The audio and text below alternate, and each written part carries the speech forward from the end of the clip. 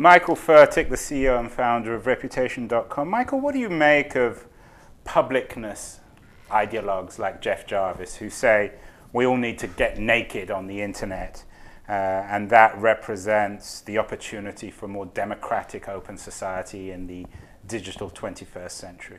I like Jeff Jarvis, and we all like Jeff. Right, I like Jeff Jarvis. We all say I like Jeff Jarvis, and then you lay into him. Well, so I like Jeff Jarvis, and I think that in fairness, like you, he is a polemicist, and I think that Milton Friedman, I think it was, said about economics, in every generation, someone's got to go all the way, and I kind of feel like he's certainly gone all the way. Well, quite literally, right? He talks about it, but I think that Jeff Jarvis is kind of the guy who sees himself as going all the way on publicness, and you might be the guy who sees himself as going all the way on your point of view.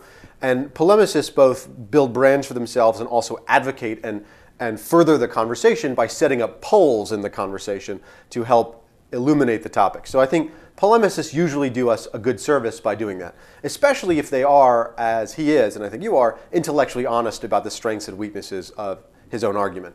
So if you actually get down to the nitty-gritty about Jeff Jarvis, with Jeff Jarvis, and I've said the same thing to him in front, I've said the same thing in public with him, in private with him, I actually don't think that he is correctly understood as being just for publicness. He's actually for privacy, and he says this all the time, but as in the case of almost every polemicist, the only thing that people hear is the thing that's more controversial. And in his case, he believes in publicness, going naked everywhere and talking about... What I appreciate about his point of view of publicness is that I think he's right that publicness is a very good solution to taboos that should not be taboos. So if you want to talk about things that are off the table, you can start to put them on the table through creative publicness.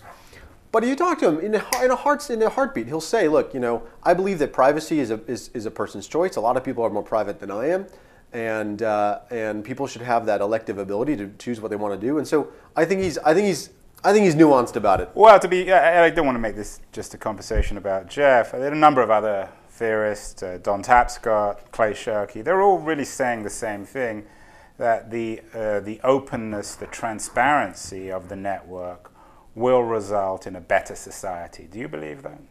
I do believe that openness and transparency will result in a better society in many features and facets, and in many parts of a life. I also am confident that no one person who claims that he or she stands for publicness really means it if you nail them and grill them, right? Because there are parts of their lives that they do not want made public. There are parts of their internal networks that they do not want plugged into the internet at large. They do not want to be mined for certain pieces of data. And all of us, by the way, have a line between what we want to be public, what we want to be private. And of course, it's not a bipolar world, right? There's extremely public. There's extremely public and inevitably found about you first, second, third. So it's not only public and findable, but actually defining you. There's also private among your friends. There's private among your family members. There's private to you. There's private to you 5 years ago versus private to you today. Now, I do think that it is true that our mores change, our points of view change as a society over time. But the biggest mistake that people who think about the future make when they think about the future is they think about the future as the present day with only one variable changed. So they'll say, hey, that photograph of a guy drinking a beer on Facebook, that's not going to matter in 5 years. And you know what? It probably won't. I'll sign up for that. But there'll be some new thing that we're not even aware of today that will matter deeply to somebody in 5 years that the person is publishing today because he or she does not think it's a problem. Right? Take facial recognition technology. A lot of us have been benefiting from the anonymity that emerges from obscurity.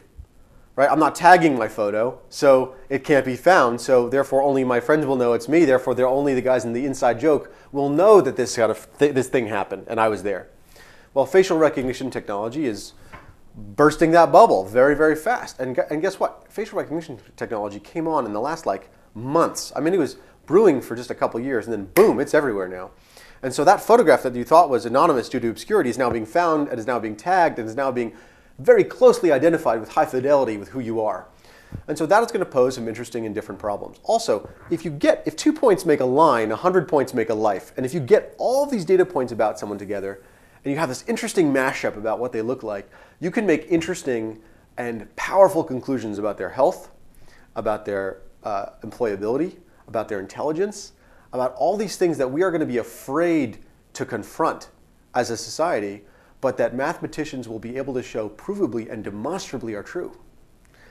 And we are all leaving this interesting trail behind us, and I am worried about the things that we have not yet anticipated as being consequences from the lives we're living on the web. Now, I am very much pro-internet, right? I don't want to be the anti-internet guy. I'm very much pro-internet. My goal, the reason my company exists, is to give people tools so they can live their lives on the web without worrying about it, with impunity, free tools, paid tools, whatever it is, and not worry about the consequences that some very bright group of kids who mean well are going to come up with and generate because they are mining our data, not for advertising, which is simple, old school stuff, but for health predictions, for romantic predictions, for employment predictions, for procreation predictions, for genetic predictions.